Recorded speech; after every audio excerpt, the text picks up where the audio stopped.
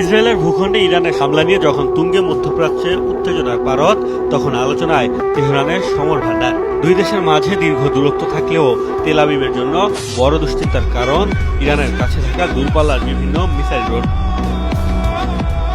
Israel ও যুক্তরাষ্ট্রের ক্রমাগত হুমকি মোকাবেলায় দীর্ঘদিন ধরেই অস্ত্রভান্ডার সমৃদ্ধ করছে ইরান, যার মধ্যে অনেক সমরাস্ত্রই ইসরায়েল তো বটেই আঘাত হানতে সক্ষম মধ্যপ্রাচ্যের যে কোনো প্রান্তে। মার্কিন গণমাধ্যমের দাবি, মাত্র 12 মিনিটে ইরান থেকে ইসরায়েল আঘাত হানতে পারে এমন ব্যালিস্টিক ক্ষেপণাস্ত্র রয়েছে তেহরানের কাছে। নিজস্ব প্রযুক্তিতে তৈরি ক্রুজ মিসাইলের ইসরায়েলে আঘাত হানতে সময় লাগবে 2 ঘন্টা, আর ড্রোন পাঠালে সেটি দেশটিতে পৌঁছাবে 9 ঘন্টায়। মধ্যপ্রাচ্যের দেশগুলোর মধ্যে ইরানই সবচেয়ে বেশি ক্ষেপণাস্ত্রের মালিক।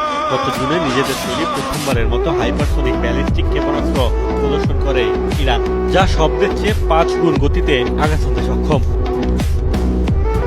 ইরানের অন্তত 9টি মিসাইল সরাসরি ইসরায়েলে আঘাত হানতে পারবে।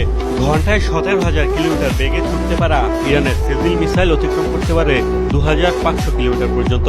খাইবারের সর্বোচ্চ গতিসীমা 2,000 কিলোমিটার। আইআরজিসির সাবেক কমান্ডার কাশেম সোলাইমানির নামানুসারে বানানো হজ কাশেম অতিক্রম করতে পারে 1400 কিলোমিটার। জটিল গতিপথের কারণে সব ক্ষেপণাস্ত্র আটকানো বেশ কঠিন।